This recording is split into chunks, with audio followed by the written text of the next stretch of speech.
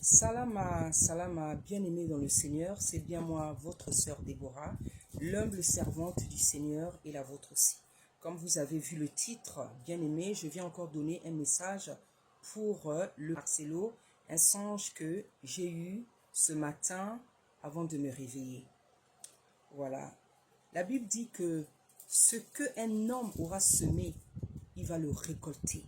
Monsieur Marcelo Tounassi, vous avez cherché la gloire, vous avez cherché le succès, vous avez cherché la gloire, votre gloire à vous et non celle de Tata Nzambe. C'est pour ça qu'aujourd'hui, il vous arrive tout ce qui vous arrive. Comme vous avez cherché votre gloire, votre succès, vous avez cherché à vous faire connaître du monde entier, et bien voilà, vous récoltez ce que vous avez semé. Donc les gens parlent de vous tous les jours, mais malheureusement pas en bien. Pas parce que vous avez fait de bonnes œuvres, mais parce que vous avez fait une mauvaise œuvre. Et en fait, ce n'est pas intéressant du tout. Parce que vaut mieux qu'on parle de soi pour des bonnes œuvres. Quand la terre entière commence à parler de vous parce que vous avez fait des mauvais choix, une mauvaise chose, ce n'est pas bien. Voilà. Donc aujourd'hui, vous récoltez ce que vous avez semé. Vous avez cherché la gloire, vous avez cherché le succès à n'importe quel prix. Et voilà qu'aujourd'hui, Tata Nzambe donne des messages aux uns et aux autres pour vous parler, pour que vous vous repentiez, pour que vous disiez la vérité. Qu'est-ce qui s'est passé avec la sœur Blanche? Mais vous faites la sourde oreille. Parce que peut-être Tata Nzambe a-t-il déjà endurci votre cœur? Parce que c'est comme ça qu'il opère. Lorsqu'il veut frapper quelqu'un, il endurcit son cœur. Donc si vous n'écoutez pas, si vos complices n'écoutent pas, il n'y a rien de surprenant. Parce que Tata Nzambe, c'est lui-même qui endurcit le cœur de quelqu'un quand il veut le corriger. Nous voyons l'exemple avec Pharaon. Le songe que j'ai eu aujourd'hui. Donc, c'était comme aux obsèques en fait. C'était comme la scène des obsèques où il y avait tout le monde qui était assis.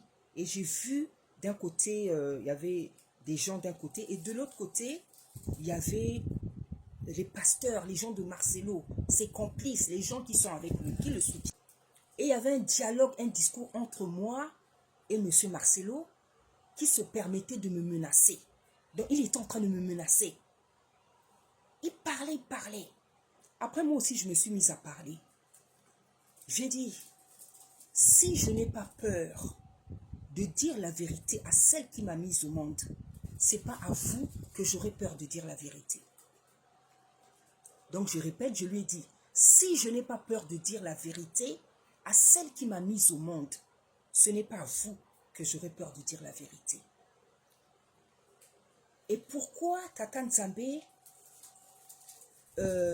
sort le nom de ma maman? Prends l'exemple de ma maman. Parce que la Bible dit, honore ton père et ta mère.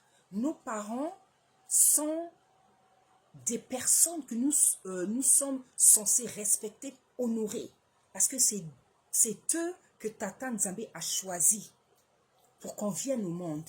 Notre maman, notre papa, particulièrement notre maman, d'où nous sommes sortis, c'est par elle que nous venons au monde.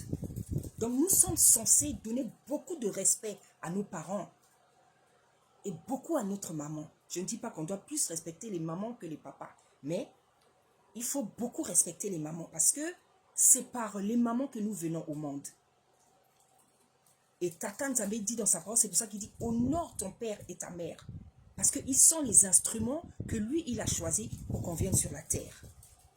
Et dans le rêve, je disais, si je n'ai pas peur de dire la vérité à ma mère, c'est pas à vous que j'aurais peur de dire la vérité. Et je disais donc pourquoi Tata Nzambe prend l'exemple de la mère. Parce que justement, à cause du respect et l'honneur qu'on leur doit, à cause du respect et l'honneur qu'on leur doit, les parents sont donc les personnes à qui c'est difficile quand même assez difficile de dire la vérité. À cause de l'honneur et du respect qu'on leur doit. Vous allez voir, parfois, vous voulez dire quelque chose à votre père ou à votre mère, mais vous ne pouvez pas. Parce que vous vous rappelez que c'est ton père, c'est ta mère. Mais pourquoi Tata Nzambe? Parce que dans le rêve, c'est Tata Nzambe qui parle. Voilà. Il se sert de nous pour parler dans les rêves. Mais pourquoi il m'a fait sortir cette phrase? Parce que c'est lui qui parle. Vous savez, quand un enfant n'a pas peur de dire la vérité à ses parents, à son père ou à sa mère, c'est un enfant qui est droit. C'est un enfant qui a la droiture. Et c'est un enfant dans lequel il y a la vérité. Parce que vous allez voir un enfant, ceux qui ont des enfants, ils savent de quoi je parle. Un enfant qui n'a jamais peur de te dire la vérité. À toi, papa, à toi, maman. C'est un enfant en qui il y a la droiture. Et c'est un enfant en qui il y a la vérité. Ce n'est pas de l'impolitesse. C'est la semence de la vérité qui est en lui. Hors d'enfant-là, il ne va pas te dire la vérité, il ne va pas avec impolitesse. Non, il va te dire la vérité avec respect. Parce qu'il n'oublie pas que tu es son père, que tu es sa mère. Mais tu verras, il aura la facilité de te dire la vérité. Parce qu'il est né comme ça. Parce qu'il est né comme ça. Donc, les enfants qui disent la vérité facilement à leur père ou à leur mère, c'est des enfants qui sont droits et c'est des enfants qui ont la vérité en eux. Donc, ils n'ont pas peur de dire la vérité ni à papa ni à maman. Voilà. Donc, dans le rêve, je disais à monsieur Marcelo, si je n'ai pas peur de dire la vérité à ma mère, ce n'est pas à vous que j'aurais peur de le dire. Parce qu'effectivement, avec ma mère, je suis comme ça. J'aime ma maman, je la respecte, mais quand elle ne fait pas bien, je lui dis que maman, tu ne fais pas bien. Et je suis comme ça depuis que je suis petite. Et ma mère le sait. Elle sait que je suis comme ça. Ça ne l'empêche pas de m'aimer. Contrairement à ce que peuvent penser d'autres personnes. Ma mère, elle sait très bien que je suis. Comment je suis. Elle sait que c'est mon caractère. Elle sait que je suis comme ça. Et quand je lui dis des choses pour son bien, elle sait que c'est pour son bien. Voilà. Donc, les enfants qui sont comme ça, c'est les enfants qui ont la droiture, c'est les enfants qui ont la vérité en eux.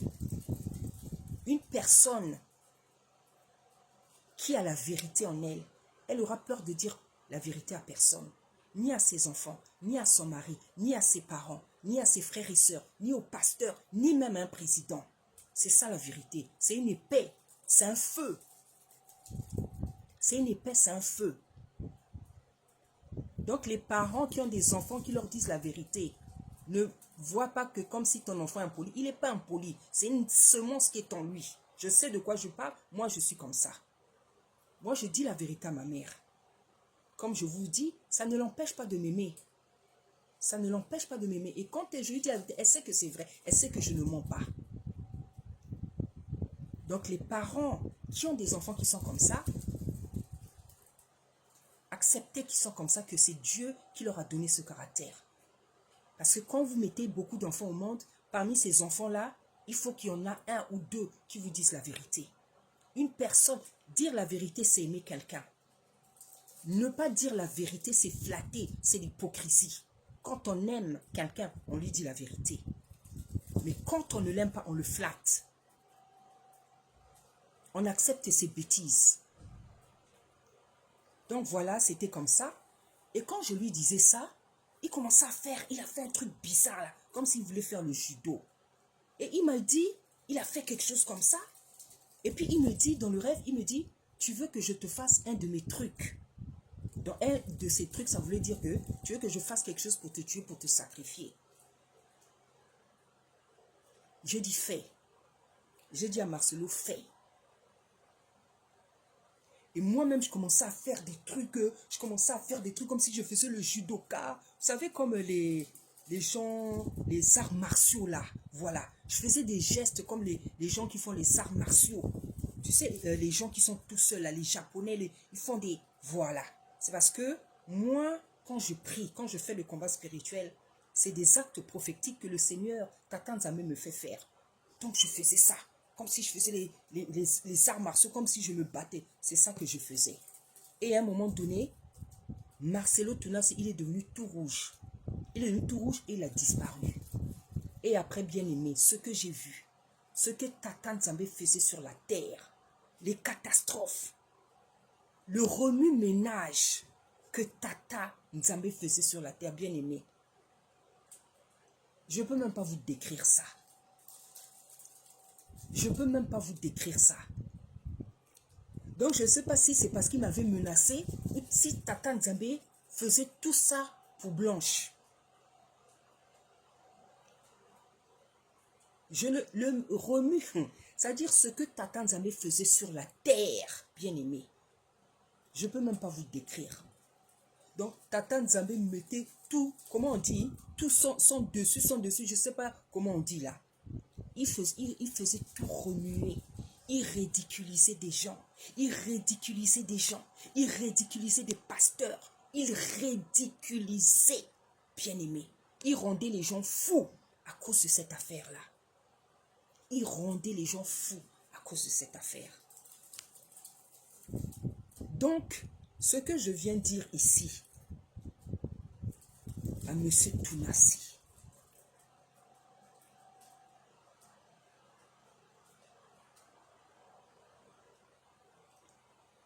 papa, vous avez fait passer Blanche. Mais ce n'est pas tout le monde. Ce n'est pas à tout le monde qu'on touche. Ça, il faut que ça soit bien clair dans votre esprit. Ce n'est pas à tout le monde qu'on touche. Il y a des gens à qui on ne touche pas. Je le dis souvent dans mes vidéos.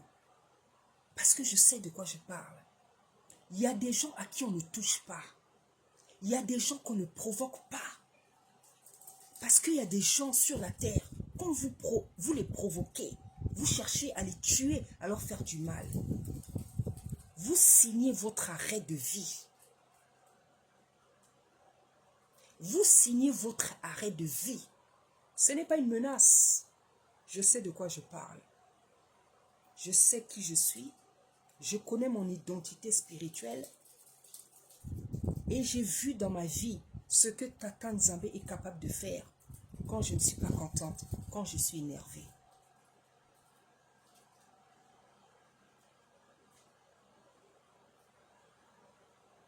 Si c'est des pensées qui vous traversent l'esprit, c'est tant pis pour vous. C'est tant pis pour vous. Là, ce que je vois, ce n'est même pas des choses que je demande à Tata Nzambe. Il vient me montrer ce qu'il a envie de me montrer. Mais imaginez que je prends des prières, je prends des phrases, je les fasse monter au trône de Tata Nzambe pour me plaindre de vous, de ce que vous avez fait à Blanche ou de ce qu'il m'a montré même. Papa, ta chute ne sera pas lointaine. Ta chute ne sera pas lointaine. Ne te cherche pas des problèmes. Tu en as assez. Tu as fait quelque chose d'assez grave. Tu as fait passer ta femme. Ne te rajoute pas des problèmes. Parce que jusqu'à présent, c'est Tata Nzambe qui me montre les choses, qui me montre ce qu'il a envie de me montrer. Mais je ne suis pas encore plein de toi, hein, par rapport à ce que tu as fait à Blanche. Parce que je suis une femme. Je peux faire monter des prières vers le Père, en tant que père, en tant que mère plutôt, en tant que femme, en tant que servante. Tu as assez de problèmes, papa. Ne t'en cherche pas davantage. Je sais qui je suis. Et quand je parle comme ça, papa, c'est pas pour te menacer, hein. J'ai vu et je vois ce que Tata Nzambe est capable de faire pour moi quand je ne suis pas contente. Quand dans mon cœur, je ne suis pas contente de quelqu'un. Je sais de quoi je parle. Évite-toi ce problème. Parce que même si tu t'es mal comporté, tu as fait quelque chose de bizarre, tes enfants ont besoin de toi. Et il y a des gens aussi qui t'aiment.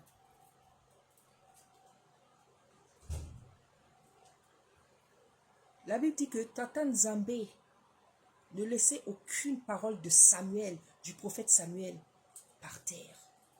Je suis comme ça. Tata Nzambe entend. Il a l'habitude d'écouter tout ce que je dis. C'est pour ça que je n'aime pas m'énerver. J'ai appris à ne plus m'énerver. Parce que quand je m'énervais, je voyais ce que Tata Nzambe faisait aux gens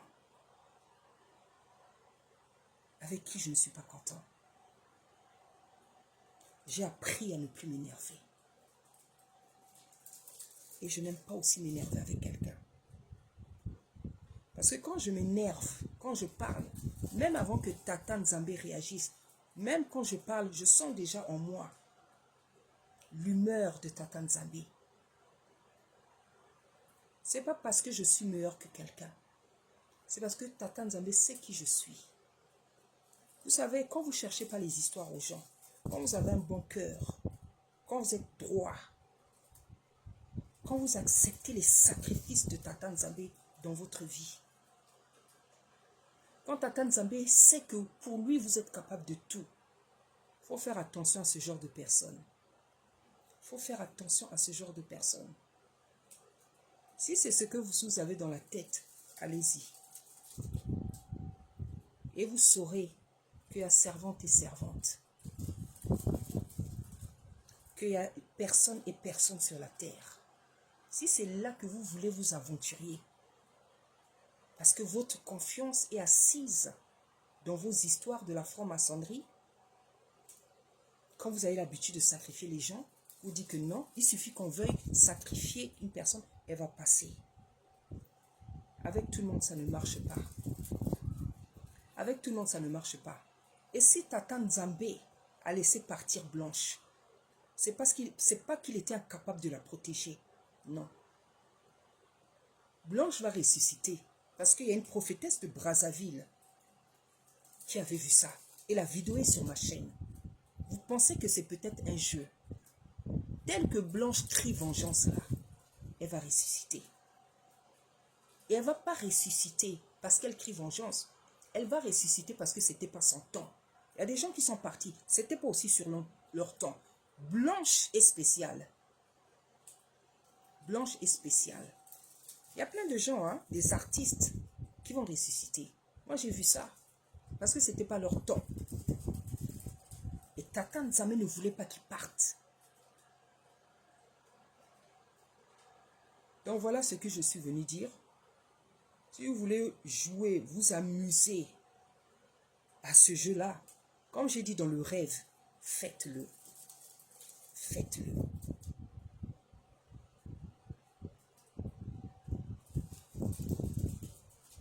Et on verra qui est vrai et qui est faux sur la terre. On verra de qui sur la terre Tata Nzambe a besoin.